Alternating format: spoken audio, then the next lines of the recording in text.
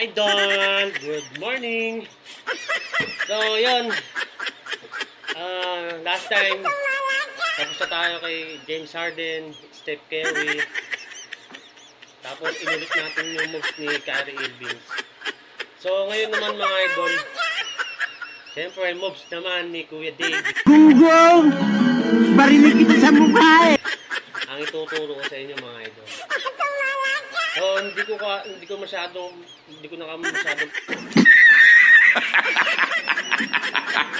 pahihirapan yung mga moves ko. Simple lang, para makuha nyo kaagad or ma-pick up nyo kaagad yung mga moves ko.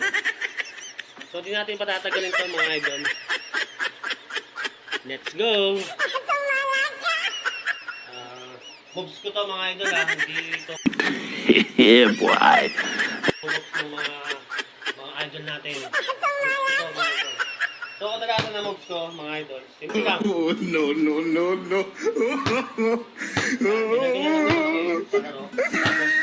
Isang atake ganun. Nagano kayo. Oh, no. So, para makuha niyo mga idol, dito, gagawin yung bola. Diyan. Tapos, kakasip nyo pa ganun. Buhay matulog! Magpatulog kayo! Hop. Ganyan. So, isa pa. Gunggong! Barinig kita sa mukha eh! Diba? May iwan na agad yung kalaban eh. Oh. Ayan. So, pangalawa mga idol. Lalo pag mamalaki yung mga kalaban. So, hindi ko na kailangan na mag-drive pa sa loob o ipilit na pumasok ako sa loob. Kasi, ano naman tayo mga idol eh. Hindi kailangan na pumasok pa sa loob. Ano mga idol, pag talagang narinig mo sa net, Galing ha? yung talagang matulog mga idol, kasi nga, pag tumira ako, talagang, Hindi totoo yan. Bola lang yan. di wala kung pumasok. So yun,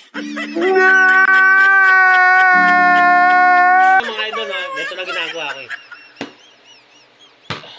Oh, no. Yan, mga idol. Tapos di mo step back. Oh my God! Oh, no. Di mo step back. Ah. Di mo step back. Okay, oh. So, turo ko naman mga idol, double dribble and double step back. So, let's go.